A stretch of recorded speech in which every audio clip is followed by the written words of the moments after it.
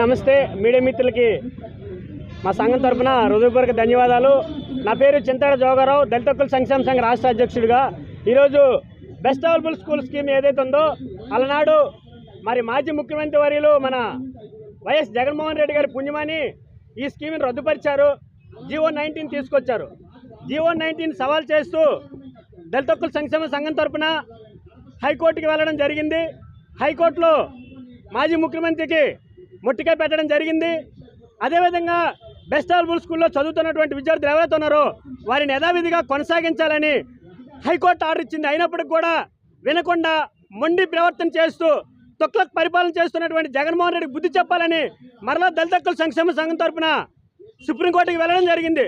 సుప్రీంకోర్టులో గౌరవ సుప్రీంకోర్టు వారు ఎస్సీ విద్యార్థులకి వారికి ఏ విధమైనటువంటి అన్యాయం జరగకూడదని, గతంలో ఏ విధంగా అయితే బుక్స్ యూనిఫామ్ అన్ని విధాలుగా ప్రభుత్వం సపోర్ట్ చేసిందో అదేవిధంగా అదే మాదిరిగా ఈ స్కీమ్ని కొనసాగించాలని రాష్ట్రంలో ఉన్నటువంటి 42,000 మంది విద్యార్థులకి అన్యాయం జరగకుండా సుప్రీంకోర్టు వారు ఆర్డర్ ఇస్తే ఆర్డర్ని కూడా లెక్క చేయకుండా జగన్మోహన్ రెడ్డి గారు తొక్లక్ పరిపాలన చేశారు.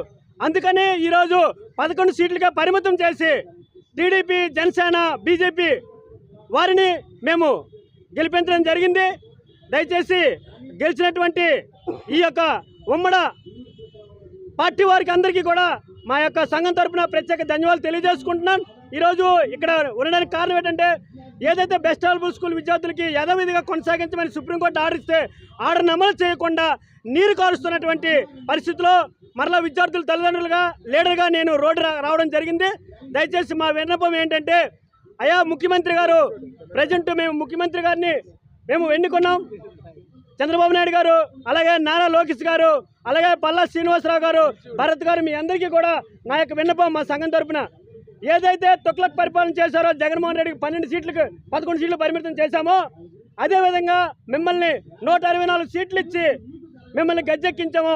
దయచేసి ఎస్సీ విద్యార్థులకి ఎటువంటి అన్యాయం జరగకూడదని, బెస్ట్ అవైలబుల్ స్కూల్ విద్యార్థులకి బుక్స్ యూనిఫామ్ తక్షణమే ఇవ్వాలని, వారికి తగినటువంటి ఉన్నత విద్యని అందించాలని మా సంఘం తరపున డిమాండ్ చేస్తున్నాం.